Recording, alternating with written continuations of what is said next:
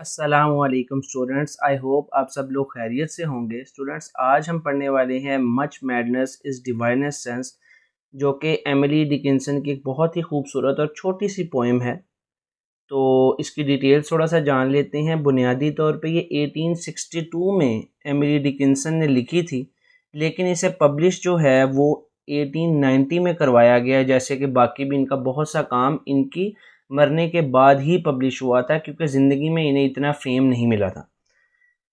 ये poem illustrate करती है कि जो हमारी सोसाइटी है वो स्पिरिचुअल या एसेंट्रिक लोग जो होते हैं, जो सोसाइटल नॉर्म्स, वैल्यूज़ और कस्टम्स को फॉलो नहीं करते, या जिन जो उनको उन पे ऑब्जेक्शन करते हैं, उनको ये सोसाइटी किस तरह से डील करती है, किस तरह से उन्हें नापसंद करती है, उनको दुत्कारती है। इसके ऊपर ये स्टोरी छोटी सी है, पोइम छोटी सी है जो बेस करती है।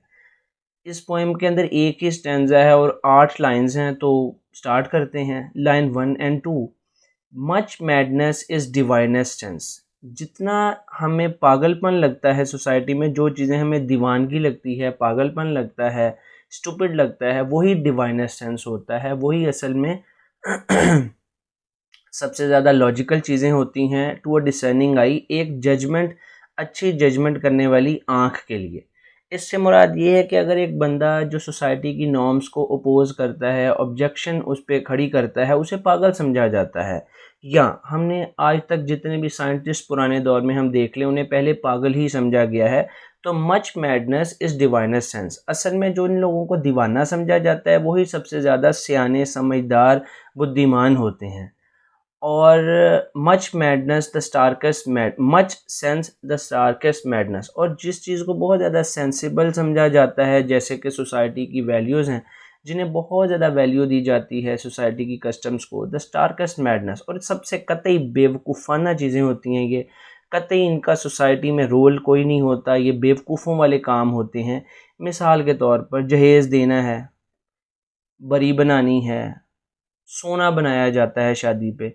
इसको बड़ा सेंसिबल काम सोसाइटी में एक समझा जाता है कि इसके अपोज़ या ऑब्जेक्शन में कोई बात ही नहीं कर सकता। इवन इससे बुद्धि बेवकूफ़ों वाला काम क्या हो सकता है कि आप एक डेड इन्वेस्टमेंट करते हो, बाद में वो सोना जो है आप कन्वर्ट भी जब करवाते हो, तो आपको तकरीबन 30 से 35% काट और नुकसान हो जाता है।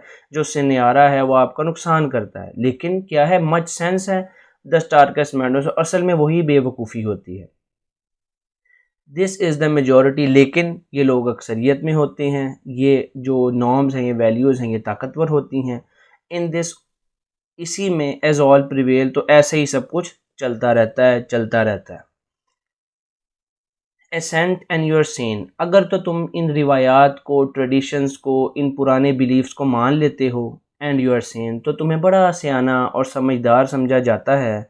डेम्यूर। और अगर तुम इनकार करते हो, ऑब्जेक्शन करते हो, डेम्यूर का मतलब होता है किसी चीज़ को क्रिटिकली देखना शुरू कर देना, उस पर सवाल दराज करना शुरू कर देना, प्रश्न पूछना शुरू कर देना। यूर स्टेट अवे डेंजरस, तो तुम सोसाइटी के लिए बड़े ख़तरनाक हो जाते हो, डेंजरस हो जाते हो, ठीक है, घातक हो जाते हो सोसाइटी के लिए। And handled with a chain, और तुम्हें फिर चेन से हैंडल किया जाता है।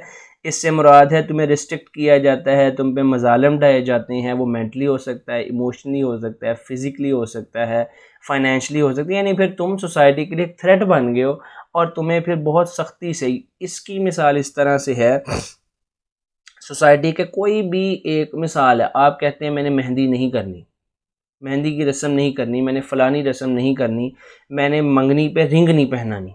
लो, अब आप बताएं आपको किस तरह से हैंडल किया जाएगा, आपकी फैमिली की ही तरफ से। और बहुत सी ऐसी अनगिनत हिंदुइज़्म में, इस्लाम, यानी सब कॉन्टिनेंट में अगर आप देख लें, आपको काउंटलेस नॉर्म्स मिलेंगी जो इलॉजिकल हैं, इर्रेशनल हैं, जिनका कोई लेना देना लॉजिक से, सेंस से नहीं है। लेकिन उनके ख़िलाफ़ बात करना तो जो है इल मैनर्ड या स्टूपिड समझा जा सकता है। लेकिन उन बेवकूफ़ाना रिवायात और चीज़ों को कोई बेवकूफ़ नहीं कह सकता, बल्कि उसे मच सेंस समझा जाता है।